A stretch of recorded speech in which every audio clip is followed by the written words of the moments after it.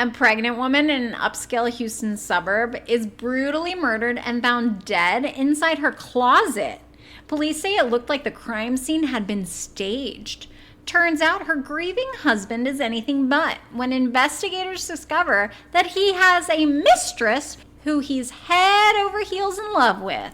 This week on Two Crime Newsies, we talk about a twisted love triangle that resulted in not only one, but two murder convictions.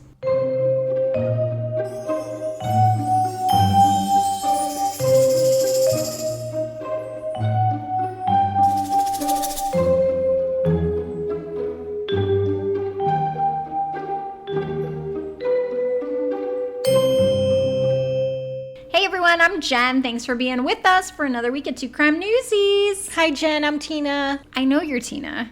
Well, for those who don't know, I'm Tina. I love it. We were just talking before we hit the record button about Tina's shoes, and she was like, these are my orthopedic shoes. And I was like, that's how we know we're getting old.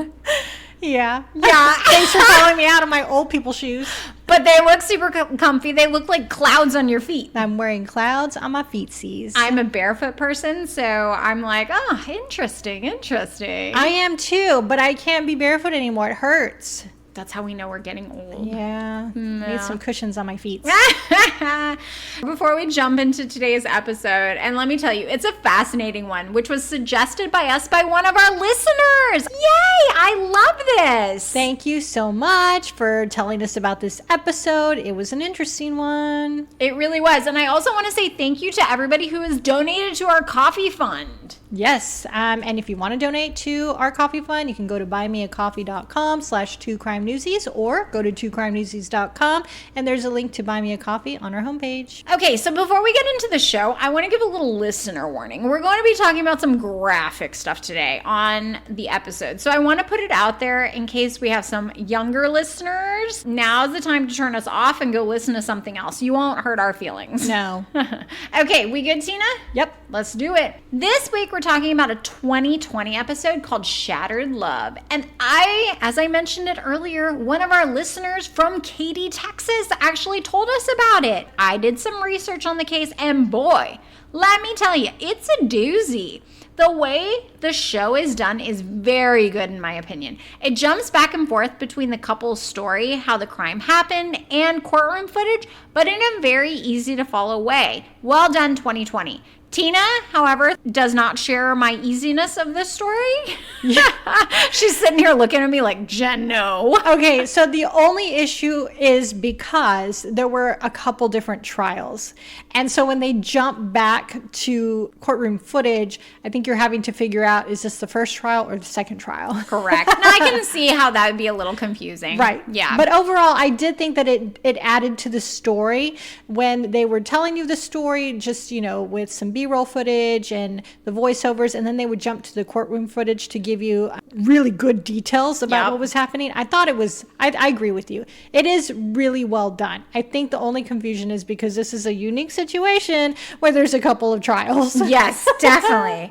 Okay, so let's dive in. The year is 1986. And we're in Katy, Texas. 1986! That's when I was born. Hotter. Wait, shout out!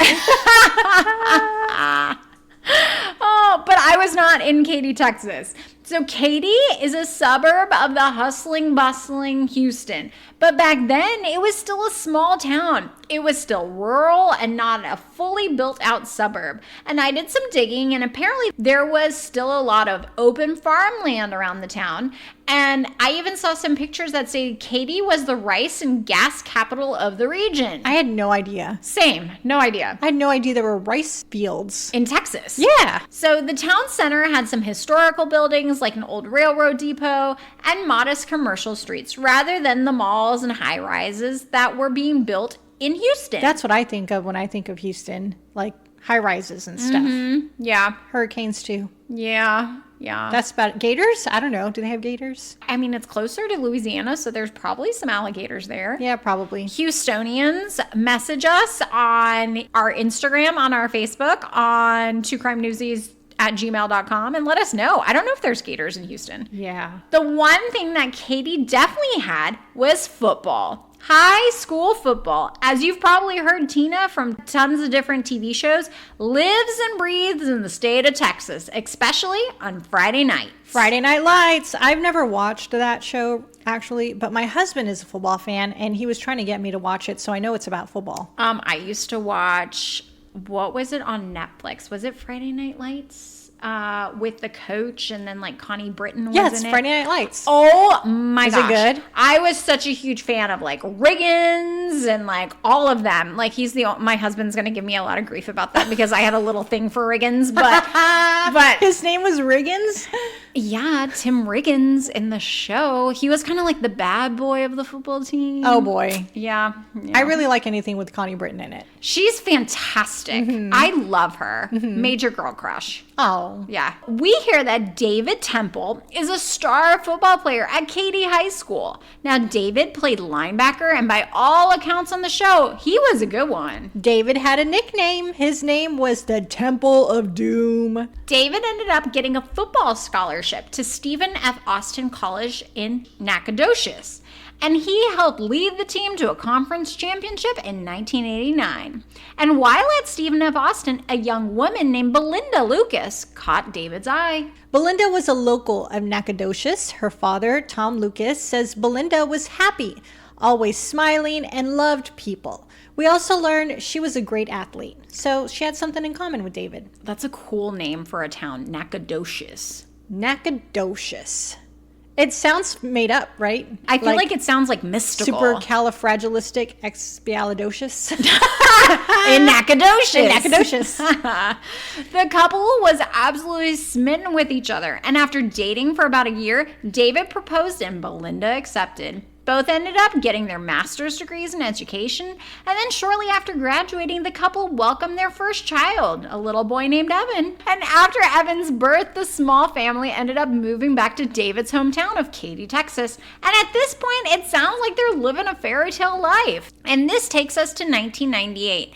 And at this point, Katy is an all-American town. According to the census, there were roughly 88,000 people in Katy, and Katy is located right on Interstate 10, so commuting into Houston was becoming less and less of an issue for people, which meant that suburbs and new housing developments were booming in the area. David and Belinda lived in a beautiful 2-story red brick home with a gorgeous green lawn and great big beautiful trees in their yard in a very quaint neighborhood.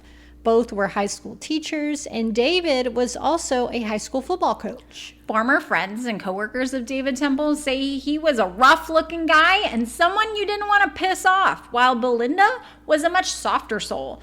We hear she taught special education at Katy High School. And for those who may not know, special education is a type of teaching and support for students who have disabilities and learning difficulties. It requires someone who has a lot of patience because these teachers help kids learn, grow, and succeed in ways that work best for that individual student. I'm going to put this out there because I think teachers don't get enough recognition for the work they do, and especially not special education teachers. And I want to say it really takes a special soul to teach special education, and I truly admire anyone who does. Yep, shout out to my sister. She's a teacher. One of Belinda's coworkers also mentions how patient you have to be a coach's wife. During football season, she says coaches' wives are pretty much going about life as single mothers, while their husbands are working and traveling. She says not everyone is cut out for that kind of life. We hear Belinda loved her job and had a bubbly personality, but she loved being a mom even more. A former neighbor says no matter how long the workdays lasted, Belinda would always make time to spend with her son. This takes us to the summer of 1998 when Belinda found out that the family would be expanding. She was pregnant with a little baby girl who was going to be named Erin. But life is about to change drastically for this family. The date is January 11th, 1999. We hear a 911 call played on the show. David Temple is heard saying in a very out-of-breath voice, "I think my wife, she's been shot. Oh my God. Oh Jesus." Then we hear what sounds like David crying on the call. David tells the Harris County dispatcher, "I've got blood everywhere." The dispatcher asks, "Is she breathing?" And David responds, "No, I think she's already dead. She's 8 months pregnant." And then we hear more sobs from David. Lisa Tanner is the prosecutor for the Texas Attorney General's office, and we see video of her in court saying January 11th, the day Belinda was shot, was not a normal day. She says Evan was sick that day, and we hear from coworkers that Belinda got a call from the daycare center to pick up Evan because he's sick. But Belinda needed to attend some meetings that day, so she called David several times but couldn't get a hold of him. Like any mom at this point, Belinda's temper starts to flare because she can't get a hold of David. Her son is sick, she can't leave work, and her husband isn't picking up the phone. Tina, I would be miffed too. Yeah. Since Belinda couldn't get a hold of David, she ended up leaving work and picking Evan up. We hear she took Evan home and finally got a hold of David. And according to phone records around 12:15 in the afternoon, we're told on the show that David then left work at the school and went home. And after David gets home, Belinda headed back to work around 1 in the afternoon and stayed at work until about 3:20 that afternoon. So David's story is that Belinda went to rest when she got home, and he took Evan to the park and to run a few errands. Around 5:30, David returns home, and we hear it looked like there had been a home invasion. The gate to the yard is open. The windows on the door to get into the house have shattered glass. We hear David panics and knows something's wrong, so he runs to the neighbor's house with Evan and leaves Evan with Peggy Rodrigo and tells her to call 911, while he and Michael Rodrigo, the neighbor, runs back to the house. Inside, it's a loved one's worst nightmare. We see crime scene footage from inside the house on the show. The footage starts out with someone holding the camera and walking up a set of stairs that have a light blue carpet on them. The walls are greenish yellow looking color, and the doors at the top of the landing are white. There looks to be a white baby gate pushed up to the side against the staircase railing on the left side of the screen. At the top of the landing and down the hall, we pan over the yellow walls and frame pictures of baby Evan. We then see video from inside Belinda and David's bedroom. There's a dresser on the left side of the screen, a nightstand, and then a 4-poster bed. Then we see footage of David and Belinda's closet, and amongst the hangers and the clothes on the light brown carpet lies Belinda on her stomach, wearing black socks, black shoes, and a black and white checkered pair of pants. There's blood all over the place because she's been shot in the head. David calls 911, and we hear the dispatcher ask if Belinda has a pulse. David says no, she's dead. One of the paramedics that responded to the scene is being interviewed, and she says, "There's certain calls you never forget, and this is one of them." She says Belinda instantly died from her injuries. We hear that Belinda's blood flow had stopped as soon as she had been shot, so the baby had little or no chance of surviving. The thing that struck the prosecutor in the case as odd, and the next door neighbor who followed David to the house thought the same thing, was that the family's dog, Shaka, was in the backyard when this happened. The prosecutor says Shaka was the biggest, baddest, and fiercest guard dog in all the neighborhood. An officer who responded to the scene also says Shaka was extremely aggressive, barking, jumping up against the fence when officers arrived on scene, and trying to get at them. We hear officers are about to shoot the dog in order to get past him so that they can respond to the scene, but then David comes out before they do that. Investigators at first thought this looked like a burglary because of the forced entry. We see on the show a broken window in a back door, and where it had been broken, it looks like someone could easily stick their hand in and unlock the door from the inside and open the door. Inside the house, we see the living room TV had been knocked off the small table it had been sitting on and is laying sideways on the floor. Investigators say that Belinda had been shot with a 12-gauge shotgun, and when police search the house, they find 2 rifles but no shotgun. We hear from a neighbor who says she was home at the time and she didn't hear any gunshots, which I find crazy because you would think a shotgun is extremely loud. Definitely. And as police continue to work the scene, they start noticing some strange things. Okay, the first thing they note, the shooting happened in the middle of the day. Andy Kahn of Crime Stoppers of Houston says not even the dumbest burglar in the world is going to break into a home when people are coming home from work and execute a pregnant woman. Sergeant Dean Holtke with the Harris County Sheriff's Office says you know when something is off as an investigator, and he says this crime scene looked staged. Then we see an animated recreation of what it would look like to have someone punch the glass window on the door. If that actually happened, the glass would be right in front of the door. But in this crime scene, the glass was way off to the side, a few feet from where you would expect it to be. It would be as if you're walking through the door and it wasn't in front of the door. It was like to your left and scattered in front of, I think it was like a china cabinet or something like that. Like it was a decent distance away from the front door. And immediately in front of the door where the glass would normally be, there was nothing. Right.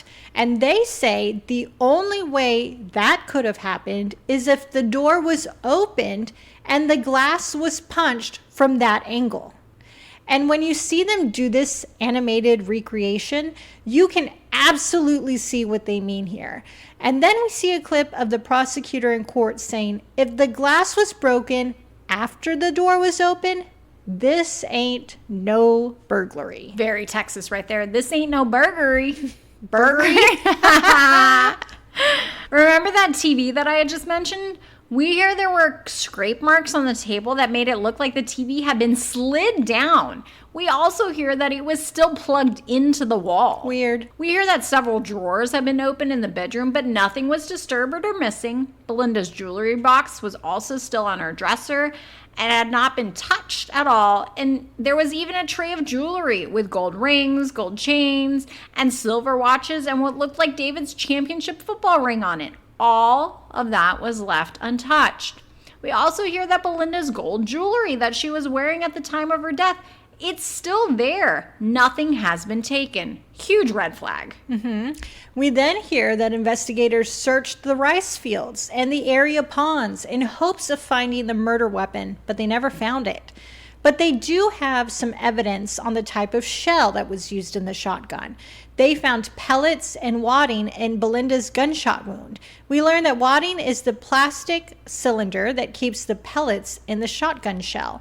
And we learned this type of shell is used for hunting deer and also for self-defense. We hear that investigators start looking at David. His defense attorney, meanwhile, telling 2020 that there was no DNA, nothing to tie David to this crime scene. There's also no blood on David's clothes, which is hard to imagine when we also learn that this was a very bloody crime scene.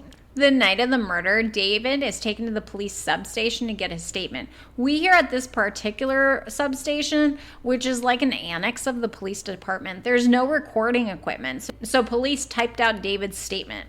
I'm going to read some of the statement now, which we hear on the episode. It goes on to say, she got home around 3:45 and went upstairs to lay down. While she was resting, I took my son to the park near our subdivision and then to the grocery store and Home Depot. We hear on the show from a detective who says that when asked to clarify which park he went to, David said 2 different parks. So according to David's attorney, David was driving to a park when he says Evan wanted something to drink. So he stopped and got Evan a drink at the grocery store. Then maybe he ended up at another park? They don't make that clear. And it's now January 15th, 1999. 4 days have gone by since Belinda was murdered in her Katy house. Investigators are now talking to some potential witnesses who live right by the Temple's house. At this point in the show, we hear from the one and only Nancy Grace. And I know that a lot of people have opinions about Nancy Grace. And here's mine. Tina's looking at me. She's got some big personality. She does. And I'm going to get a lot of heat here. I love Nancy Grace. I do. I love that she's a straight shooter and she says what's on her mind. I listen to her podcast and man, I love her. I don't listen to her podcast, but the only time I really watched Nancy Grace was when she was talking about Casey Anthony for a long time there. Yep. I called her the top mom. Yep. That's my memory of Nancy Grace. She is really entertaining. She tells the show 2020 that there were ear witnesses to the shooting. I love the words that she comes up with. Ear witnesses. There are 2 boys, last name of Roberts, that lived right behind the Temples. And they tell investigators they got home from school, ate a snack, and sat down to watch Dr. Dolittle when they heard a big boom sound around 4:35. The kids said at first they thought the noise was a firecracker, and then maybe they thought it could be a gunshot. David's defense attorney says if the boy's memory of the loud boom being at 4:45, then it couldn't be David who killed Belinda, because at 4:45, David was at a grocery store with Evan and had been recorded on camera there. Surveillance video at the Home Depot also recorded Evan and David at 5:14, so it seems like David had an airtight alibi. But at this point, police start looking into one of Belinda's students, who also happened to live next door. His name is Riley Joe. We hear on the show that Riley used to skip school and smoke weed and had his car privileges taken away from him after teachers, including Belinda, reported his lack of attendance at school to his parents. Police wondered if this was enough to kill Belinda, and after some investigation, he was ruled out. You'd think back to square one, but not quite. Jen, hold that thought, because it's time to refill our coffee mugs and give our listeners a quick message from our sponsor. This episode is sponsored by Jake Tatum, top producing mortgage lender with the Wood Group of Fairway Independent Mortgage Corporation. Before Jake was helping families get into homes, he spent years in law enforcement, solving problems under pressure. He learned how to read a scene, dig into the facts, and separate truth from noise. Now he brings that same level of clarity and precision to the mortgage world. Because let's be honest, in this market, it can feel like there are clues, twists, and suspects everywhere. Interest rates moving, headlines popping, and everyone online acting like they have the secret code. Jake cuts through all of that. Jake does all loan types: conventional, FHA, investment, renovation, and a one-time closed construction loan, you name it. And he also specializes in VA loans, making sure our veterans get every advantage they've earned. And if you're thinking about refinancing, whether it's to lower your payment, pull cash out, or restructure your loan, Jake can break down your options and guide you through every step. If you want a lender who treats your loan like a case file and actually solves it, connect with Jake today. Start at TatumHomeLoans.com. That's TatumHomeLoans.com. Jen, is your coffee mug filled? It is. Let's get back to our show. We learned that things aren't what they seem to be inside the Temple's home. Friends of Belinda tell investigators David and Belinda didn't have a perfect marriage. One of them testifies in court saying that after Evan was born, David would call Belinda names, like fat. Coworkers and other friends say that she was worried about David being away from home so often and suspected something was going on. One of David's coworkers says in court that David would often go to happy hours, bars, and strip clubs. And we hear that the relationship was so bad that at one point, David and Belinda didn't talk to each other for 6 weeks. David also had a secret, Tina. A young blonde secret named Heather Scott. Heather Scott taught 9th grade English at the same school where David Temple was teaching. We hear on the show that the teachers would go out together for drinks and fun after work, and they were friendly and would flirt with each other. And things, we hear on the show, escalated at a Halloween party between David and Heather. Heather's former roommate says that David came to their townhouse a few times. Nancy Grace comes in here, and if you have ever watched anything featuring Nancy Grace, you know she hates a cheater, and I love her for it. She says that David was always looking for a big prize, and despite being married, even though he had one child at home and another on the way, Heather Scott was now his trophy. But Heather, we hear, was popular. We hear she was also being pursued by another married teacher named Quentin. Talk about a love triangle in the teacher's lounge. Quentin was also married. And Quentin says in court that he kissed Heather, but nothing more, he says. Then we hear that things got more serious between David and Heather during the holidays. Quentin says that David called him and asked his intentions with Heather, and asked if Quentin was willing to leave his wife for Heather. This is all nonsense to me. I am just shaking my head. These two married men are lusting over this blonde teacher. How ridiculous is this? Terrible. Quentin says he told David no. Quentin then says he asked David if David was going to leave Belinda for Heather. And he says David said, I don't know. This takes us to December 27th, 1998, 15 days before Belinda's murder, when Belinda's twin sister came to visit the family in Katy. She says there were tensions in the home between the two, and those only intensified on December 30th, Belinda's birthday, when David announced he wasn't going to be staying at home. He was going to go on a hunting trip over the New Year's weekend. Turns out that was a lie. We hear on the show that David ended up shacking up with Heather for New Year's weekend. What a jerk, in my opinion. Scumbag. At this point in the show, we hear from Quentin. Remember him? He's the other one who's macking on Heather Scott. The other married guy. Yep. Well, apparently Quentin is also a football coach at the school and is friends with David. On the show, we hear Quentin saying that he and David had spoken about the murder, and he had asked, "Don't you want to find out who killed her?" And according to Quentin, David said, "What difference is it going to make? It won't bring her back." In court, Quentin says David asked him how Heather was after Belinda was killed. The Crime Stoppers guy says it best here when he says his wife was murdered, his unborn child was murdered, and David's going around asking his coworkers how Heather is doing. Your wife and your unborn baby have been murdered. Your little son is grieving the loss of his mom, and you're worried about your mistress? At this point, I'm like, I want another Nancy Grace interview on the show right now. What a piece of dog do, in my opinion. It would have been great if we had more clips of the stuff that comes out of her mouth. I love it. I love it. At this point, we hear from Nancy Grace, yay, that David is telling people he and Heather's affair is only physical. And he also says it wasn't serious enough for him to commit a murder to get Heather Scott. That's a strange thing to say if you ask me. Very weird thing to say. We see Heather Scott take the stand in one of David's trials, and she tells the jury they were sort of seeing each other. He seemed like she was downplaying that the two were having a physical relationship. And that's when the prosecutor brought up some salacious emails between the two, indicating that there was more to the story. In one of the emails that Heather had sent to David, she asked him, "Did anyone ask you guys where you went on Friday? Did you get home too late? I hope you didn't get in trouble.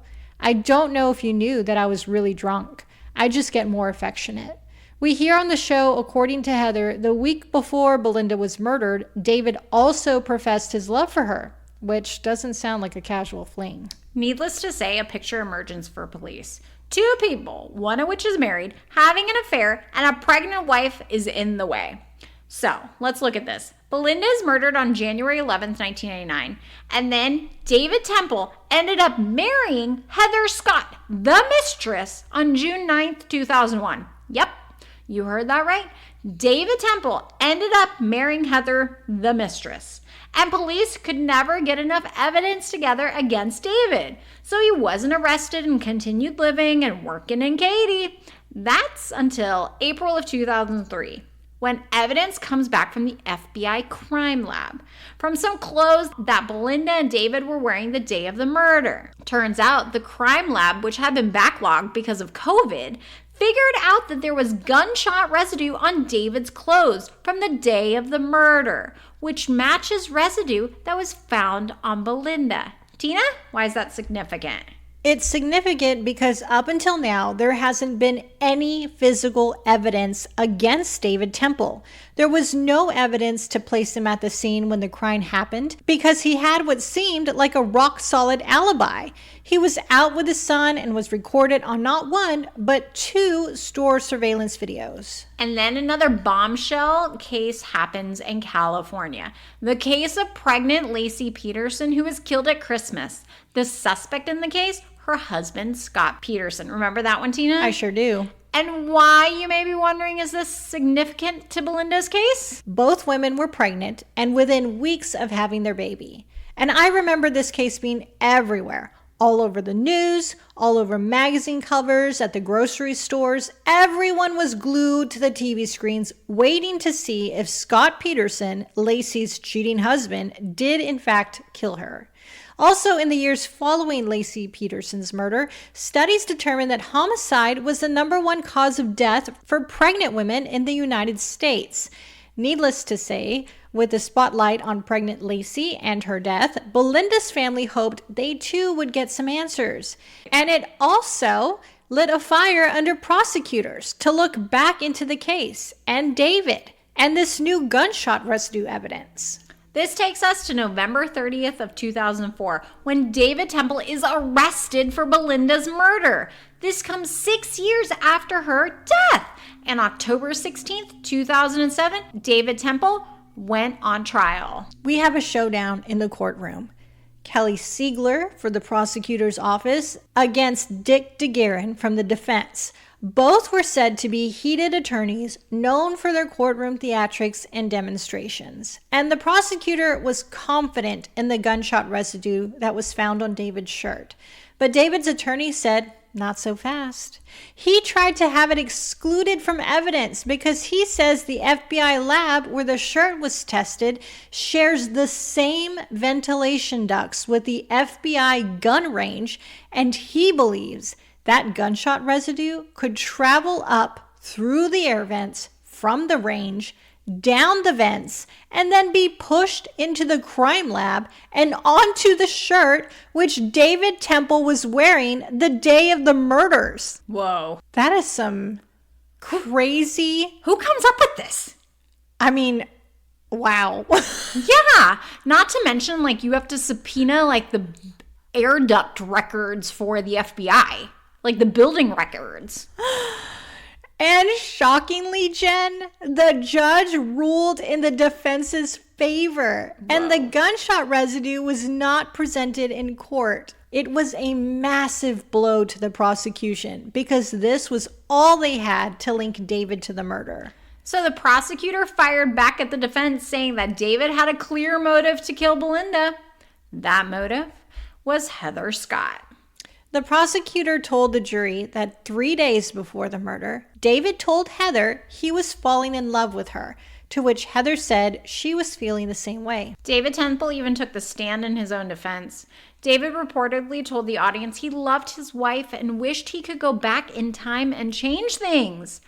This takes us to November 15th of 2007, the day of the verdict. The jury came back and ended up finding David Temple guilty of murder, and he was sentenced to life in prison. Case closed, right?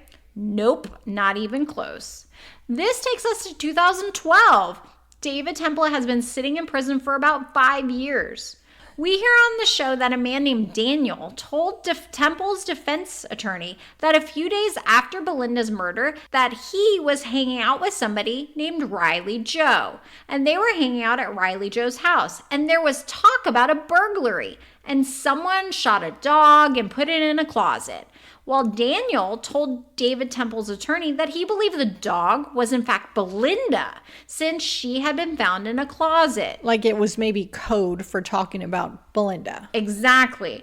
We hear on the show that Riley was again cleared by police investigators, but David Temple's attorney was now a dog with a bone. He had a reason to believe that David had nothing to do with the murder. Then we find out that David Temple's attorneys discovered 1,400 pages of examinations and other investigations, meaning they found 1,400 pages of potential evidence that had been intentionally withheld by prosecutors.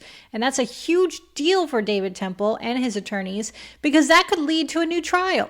The case goes all the way to the Texas State Court of Criminal Appeals, and on November 23rd of 2016, David Temple's conviction is thrown out and he is released from prison after 9 years. David is free for about 2 years and then faced a new trial. That trial started on July 8th of 2019, 20 years after Belinda was killed. What a mess. Prosecutors for the Texas State Attorney General's office, Lisa Tanner, kicks off the trial by telling the jury the only person in the world who would have motive, the means, the opportunity to cause her death, was, in fact, David Temple, Belinda's husband. David Temple's attorney tells the jury that the next door neighbor, Riley Joe, was upset with Belinda because she had notified his parents that he was skipping school, and we're told that was the motive for the killing. He told the jury there was more evidence against Riley Joe than against his client, David. Then a bombshell right in the middle of all this. Heather Scott, you remember her, right? She's the mistress who David Temple married about 2 years after Belinda died. Well, she files for divorce in the middle of his second trial. Nancy Grace chimes in here and says that in the midst of his second murder trial, she drops him like a hot potato. In the meantime, 37-year-old Riley Joe takes the stand. The defense team says he had no grudge against Belinda. Back when Belinda was murdered, Riley Joe was just 16 years old, and we see video of him on the stand where he says he had nothing to do with her death. On the stand, Riley Joe says he didn't kill his teacher. He says the day of the murder, he skipped the last period of school with his friend Cody.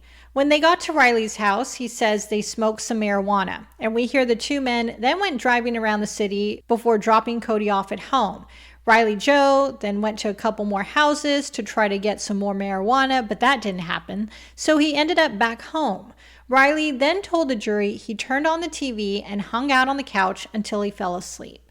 But he was woken up by his mom, and they went outside to see the commotion in front of Belinda and David's house. The defense, meantime, grills Riley Joe's dad about some shotguns which his family owned and that Riley had access to. We hear the family owned the same style shotgun that was used in the murder. And with all this, the defense team was hoping they were building enough doubt in the jury's mind to let David walk. The way I see this, Tina, this is Texas. There's a lot of people with this type of shotgun. Right, if they're hunting, sure. Exactly. And the prosecution fires back at the defense team and says that David Temple is a hunter and he's hunted with a 12-gauge shotgun before. They even went so far as to call one of his high school hunting buddies to the stand. And that friend told the jury they hunted with a 12-gauge shotgun and David had owned one before. So if he had owned one before, where was the gun now? Good question, Jen. Prosecutors believe that David Temple ditched the gun while he was out running errands. We hear that the two stores David went to on the day of the murder are about 15 minutes apart. First, he leaves the grocery store at 4:38, and there is video of that. But he doesn't get to Home Depot until 5:14. That's 36 minutes. Where did he go in the 36 minutes if the stores are only 15 minutes apart? That's when the prosecution called one of David's old friends to the stand, and he claimed the day of the murder, he saw David driving on the far north side of town, far from the original route David had told investigators he had driven. And what is located on the far north side of Katy, Texas? Tell me. At the time, miles and miles of rice fields. Could the gun be in one of those fields? So the question now remains, when was Belinda murdered? We hear that Belinda normally left her purse and her keys, womanly stuff if we've had investigators tell us on other episodes, on the kitchen counter. But on the day of her death, that's not where her things were located. Police discovered her keys on the stairs and purse in the downstairs closet, which we hear was very odd. This led prosecutors believe that she didn't even have time to put her things where she usually put them and had been murdered fairly quickly after getting home that day. The defense team says David would have only had a few minutes to get his pregnant wife into the house, up the stairs, and into the closet before shooting her. He then would have needed to stage the burglary before running to the neighbors for help. But the prosecutor has another theory. She told the jury that David killed his wife before running the errands and then came home and staged the burglary. And she acted it out in the courtroom. We see video of her tossing her purse, walking around the courtroom quickly, opening up cabinets, all within a few seconds, 25 seconds to be exact. And in closing statements, the defense attorney argued that an affair does not prove that David murdered Belinda. The case went to the jury, and turns out they only deliberated for 8 hours. And on August 6th of 2019, the verdict was read in David Temple's second murder trial. He was found guilty. At this point, you think, again, case closed, but not so fast. It was Evan Temple's turn to speak. The defense attorney asks Evan, who is David's son, who the man is sitting next to him. And Evan says, "That's my dad." Then the defense attorney asks, "Who is your mother?"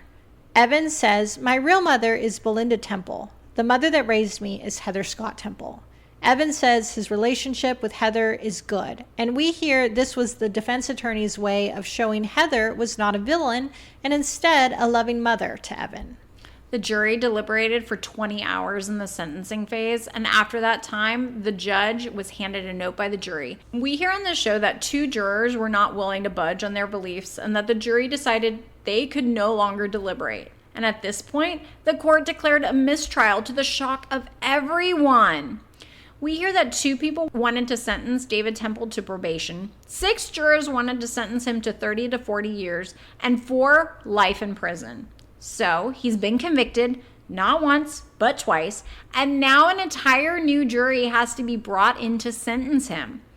At this point, the 2020 show ends, but I did some digging into what happened at the sentencing. And according to the Houston Public Media, a service of the University of Houston Online, David Temple was sentenced to life in prison in April of 2023. And I did some more digging and wanted to know what happened to Heather Scott. And according to an article released at the beginning of 2025 by the Cinemaholic Online, Heather Temple continues to live in Katy, Texas, and teaches at a high school there. And what about Evan? Evan is a married man, and on the show we see pictures from his Facebook page where he's with friends, and there's pictures of him and his wife and pictures of some of the places they've traveled to. What a story. As I mentioned, we were tipped to this story by a Katy, Texas resident, and I want to say thank you so much for sending us the information on it. What a story. Not 1 conviction, but 2. What a triangle. It really was. Whew. I'm glad that's over. Again, the confusion for me here was the 2 trials, which is not a normal thing that we see. Definitely not. So for all of you guys out there who are sending us story ideas, keep them coming. We love it. Yeah, that was a good one. Thank you for sending that to us. Yes. And with that, we are going to close this out. You ready, my friend? Yes, ma'am. All right. We will talk to you guys again next week. Bye.